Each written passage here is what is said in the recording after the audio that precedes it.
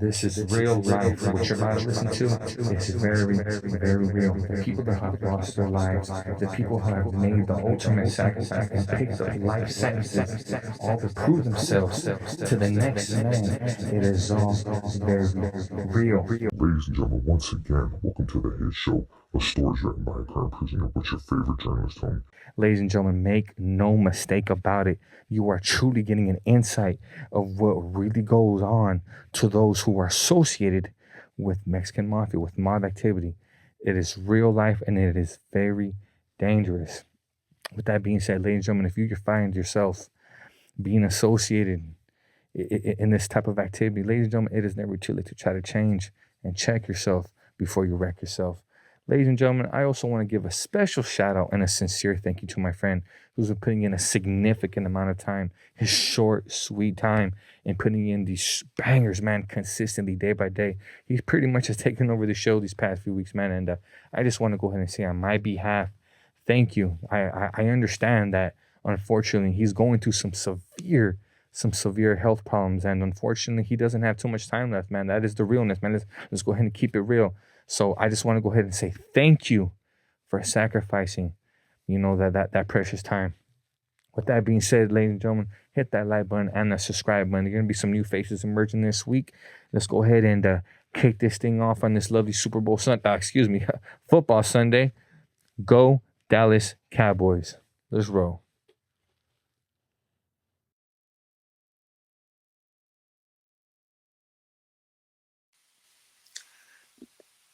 Hey, muy buenas noches to everyone. I hope everybody's doing well and as always enjoying family. And again, Tony, gracias for allowing me to get on your platform, Stories Written by a Current Prisoner, to share my stories. Now, I wanted to share with you a quick story about three camaradas and how they got put on a spot and they had a choice to make. So for this story, I'm gonna take you back to Ironwood when I was there. Now, when I was in Ironwood, there was two carnales and a nephew there. Yogi, Grande were the brothers, and Pelon, they were from Southside Whittier. And they were real firmes camaradas, real solid.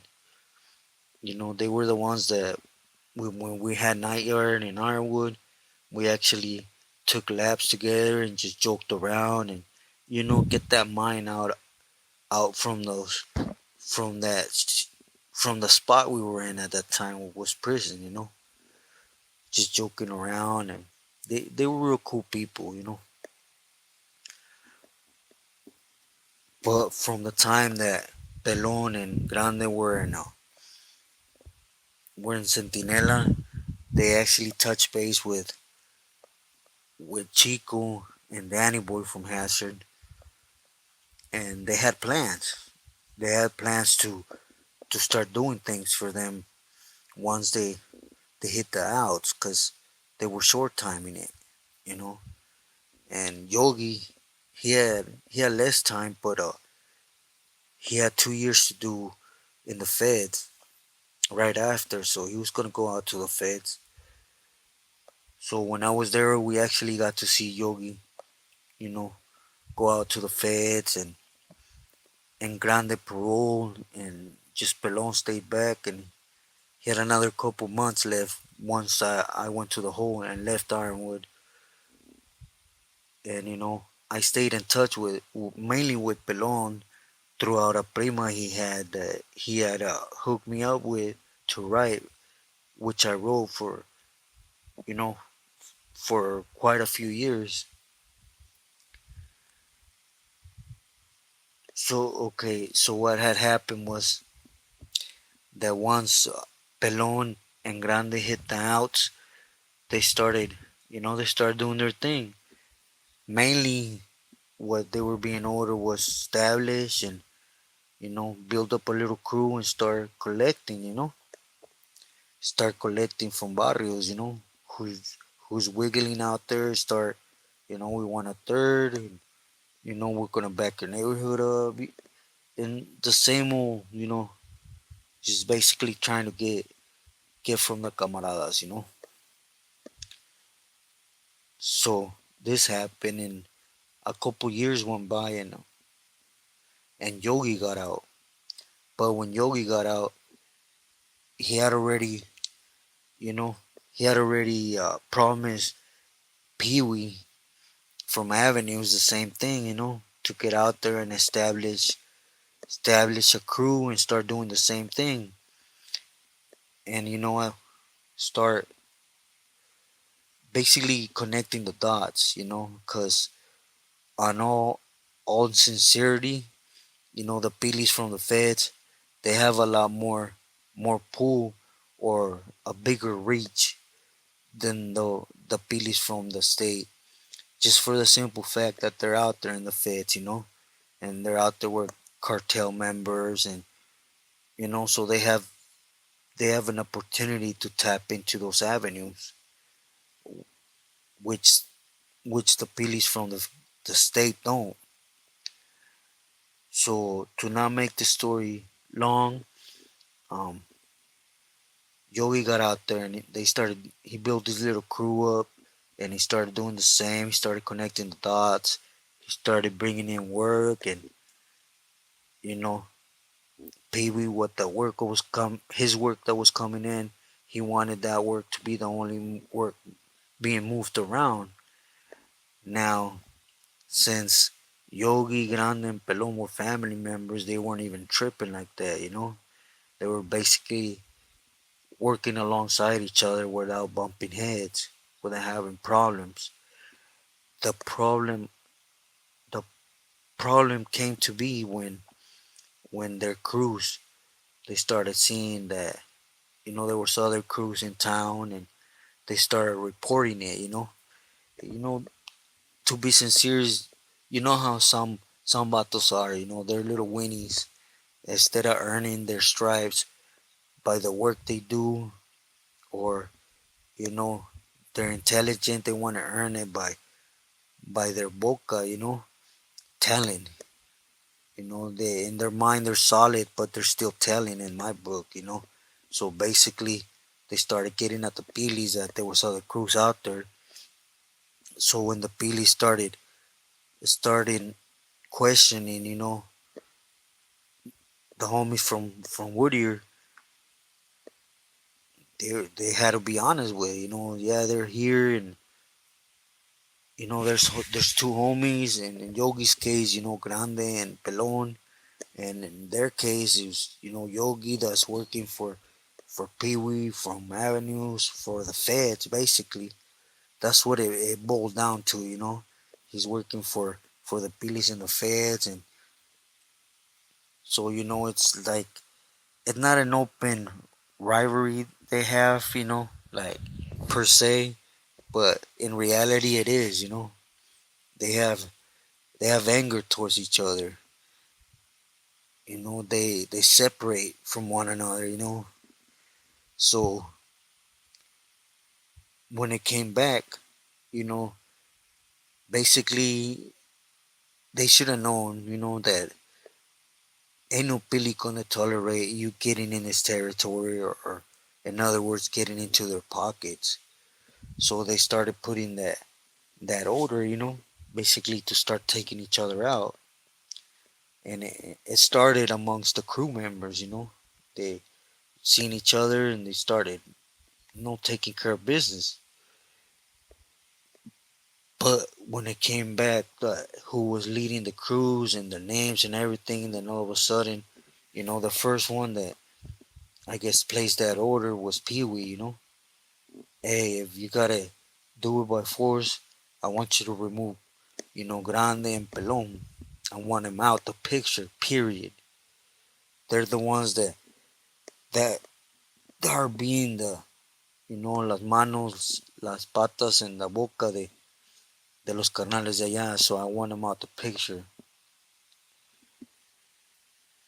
So Yogi, he lagged on it. He just basically was just like, okay, giving him longs, and then it came from the state faction, from Chico, and asking Grande and Pelon to remove Yogi. So as as this is unfolding, I ask Pelon's prima, hey, and what does he plan to do? And I guess I don't know. The only thing she told me is that they have a plan, and we left it at that. And later on, maybe about a year after, then I seen the bad news list, and all three of their names was on it. So I got more curious to see what had happened, and sure enough, they started collecting, and they started picking up from the avenues in Mexico, and next thing you know, it's just like bam, they went MIA. They clipped the carnales. They took their. I don't want to say nothing negative on it, but their S period, and disappeared, which was later on down the year, maybe about 2 years after I seen the bad news list. I actually heard from the prima and told me that they were out in Sinaloa because they were from Sinaloa original too, and they had put a business out there, and they were basically just doing their thing. And they used to just laugh at it, like, because those that knew them knew that they were a really close family, man, and they were never gonna do that against each other. They just got into a situation that all three of them should have known it wasn't gonna turn out good. You can't work for different factions in this case and expect, you know, for things to work out. It's just not gonna happen. It don't happen when there's two pilis even from the state to allow each other to work with each other. So less alone from different factions. But I just thought I would share this story with you guys. I thought it would, you know, be a little bit of an interest to you. I remember they had asked me a couple times about did I know camaradas that actually did their thing and against the M and got away with it. So this is a good example of it. But it's a good example also on how them batos, the pilis, they don't care about what a camarada goes through. They don't care who's in the midst. All they care about is their power, the money that's being brought in, and if anybody tries to step on that, that's all out the window. They stop hearing. Once they know you're taking from them, it's like, damn, I don't care. I want this, you know, to be cleaned up. I want these people removed, period. And, because I guess the Pilis did get tell, they're my family members, my carnal and my sobrino, and vice versa. And they didn't care. They didn't care. They only care when it has to do with them, and their loved ones. Other than that, all that is out the window. But I lost touch with their niece and prima, and I really don't know if they're still there or what they did with their life. But I know that they took off and with quite a bit. They took off with quite a bit from them because it went on for a couple months. And at least for Pee Wee from the avenues, they were picking up dope. You know, they weren't just uh, they weren't just collecting from neighborhoods. They were actually picking up dope and moving it around and picking up feria for them. So to be sincere, I don't know exactly how much they might have taken, but they took enough for them to decide to take off. But it just happened just as quick as that. They got put on the hat. And for a lot of camaradas that didn't know their background, that they just seen him on the bad news list. It just it's just that, you take Billy's for their word when,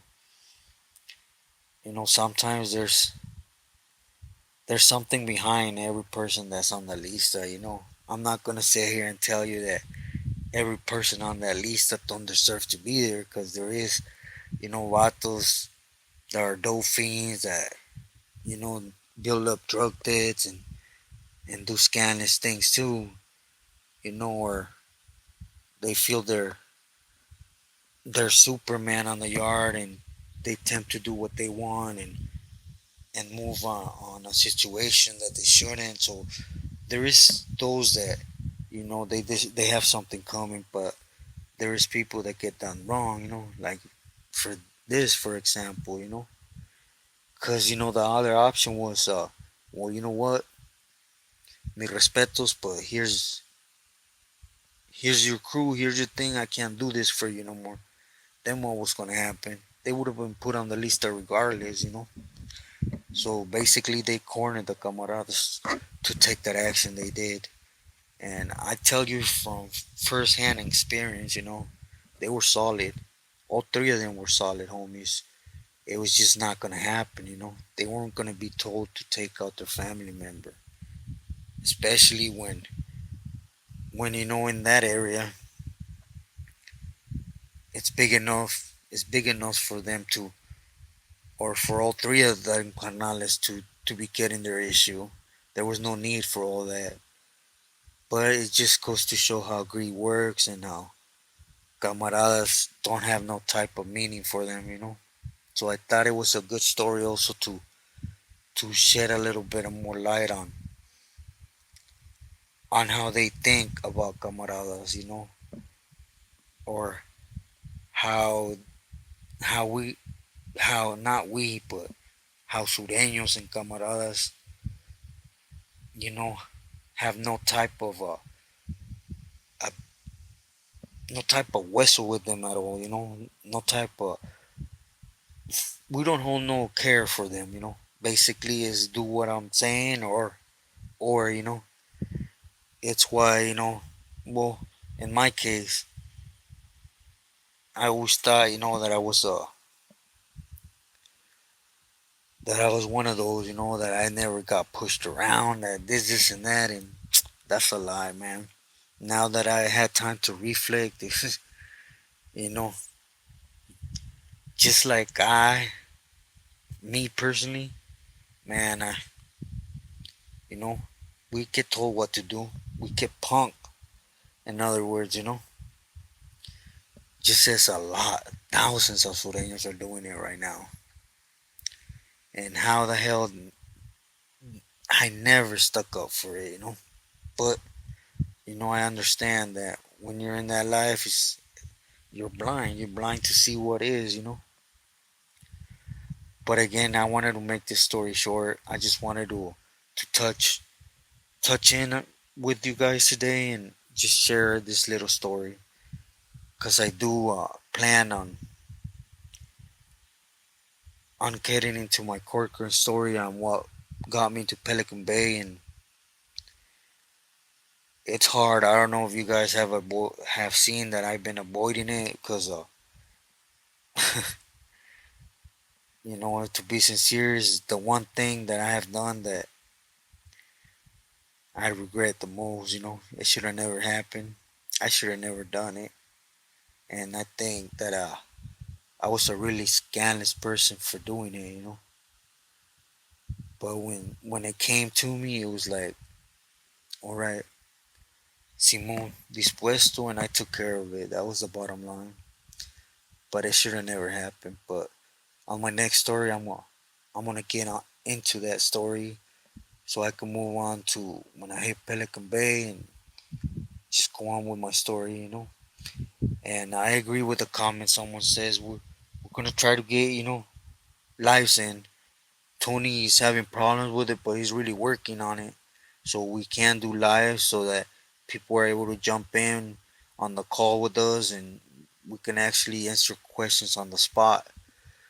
Again, I apologize if on the answering of yesterday. I missed question or something. I plan on touching base on everything that gets asked. You guys have been showing me love on your comments, and I thank you. I thank you with sincerity. I thank you. And before I go, I did wanted to answer this question that I seen from yesterday's video. That at David Garcia dot HR4YM asked. He basically asked me if I wasn't dying, would I have still taken a step back? And the answer to that is yeah. That's not even the reason why I decided to. They did something that made it crystal clear that